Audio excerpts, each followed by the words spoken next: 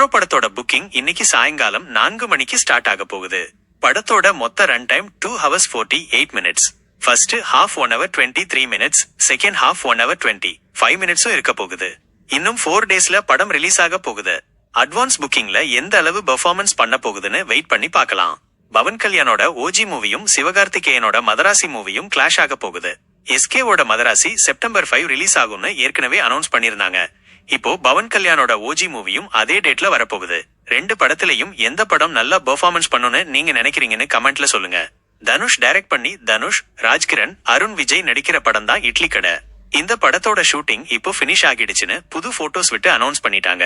படம் வர்ற October 1 release ஆக போகுது. தக் லைஃப் படத்தோட செகண்ட் சிங்கிள் வர்ற மே 7 ரிலீஸ் பண்ண போறாங்க.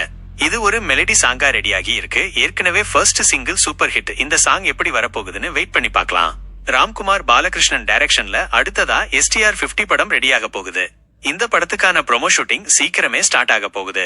ஷூட்டிங்க வர்ற ஜூன் மந்த் ஸ்டார்ட் பண்ண போறாங்கன்னு நியூஸ் வந்திருக்கு. அனில் அரசு டைரக்ஷன்ல சூர்யா, சேதுபதி நடிக்கிற படம் தான் ஃபீனிக்ஸ். இந்த படம் வர்ற ஜூலை 4 ரிலீஸ் ஆக போறதா ஆபிஷியலா அனௌன்ஸ் பண்ணிட்டாங்க.